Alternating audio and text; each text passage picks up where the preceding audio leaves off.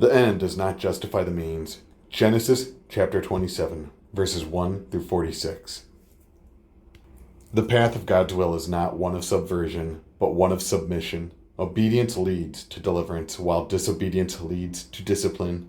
The double-crossing relationship of the two brothers, Jacob and Esau, was headed for a bad fall and a sad ending. Esau was angry, Jacob was anxious, and the family was alarmed. What is God's way for the family? Why is it better to follow God's instruction than to follow our instincts? How can our relationships with others be saved, sustained, and strengthened?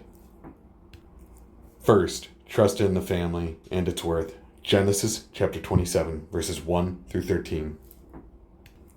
In Genesis chapter 27, the family members were always peeking through the door, plotting the next step, and prodding others to act. The parents never sat down together, searched for an answer, or solved a problem together. The twins were seconds apart in birth, but miles apart in attitude, appearance, activity, not speaking to each other in chapter 27. The older stole his father's heart, but the younger stole his brother's blessing. Rebecca, the mother, had an unmistakable part in the plot. She was the coach in verse 9, the chef in verse 9, and the costume designer in verse 15. Sadly, the family unit was collapsing because the family members did not trust one another. With trust, there is respect and reconciliation in the family, and the people are more willing and likely to listen to one another, lean upon each other, and look after one another. Without trust, any action or advice is worthless. Second, turn to God and His Word. Genesis chapter 27, verses 15 through 24.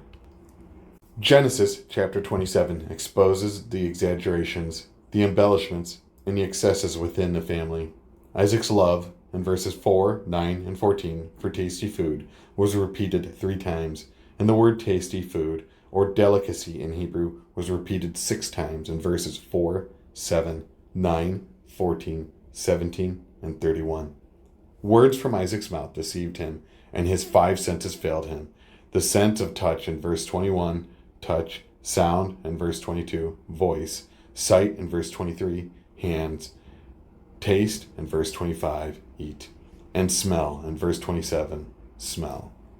The mother, Rebecca, issued the Hebrew imperative, obey, in verse 8, to convince Jacob to follow her orders. It was all Rebecca's instigation in verse 6, her idea in verse 8, and her inventiveness in verses 15 through 17. Rebecca directed a whopping 9 imperatives on her son.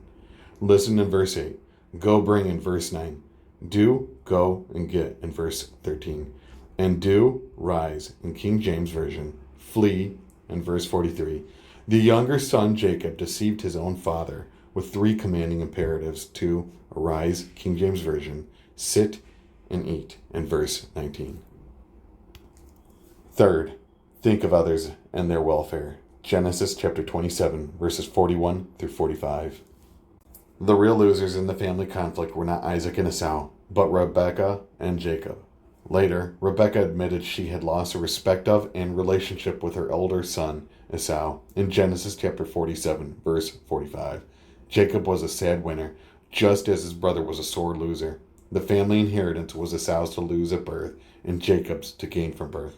Time was Jacob's friend and not his foe. Jacob paid a heavy price for supremacy, prosperity, Genesis chapter 27, verse 28, and domination over nations. Brother, Genesis chapter 27, verse 37, and others, Genesis chapter 27, verse 29. Esau hated, verse 41, his brother, the same feeling Joseph's brothers feared Joseph would harbor after the death of their father. Genesis chapter 50, verse 15. He lost his father's faith in him. In Genesis chapter 27, verse 35. His brother's feelings for him in Genesis chapter 27, verse 41, and his mother's fondness for him. Jacob would wander from home for the next 20 years. Genesis chapter 31, verse 41. He will not hear from his parents again. Jacob left abruptly, alone and afraid.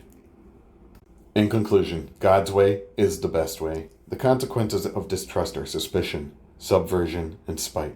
The way to trust God is to surrender all your fears and faults to Him. 1 Corinthians chapter 14, verse 33. Do you trust God with all your heart? Do you try to solve things your way or God's way? Parents, do you teach your children to value brotherly love, neighborly love, and God's love?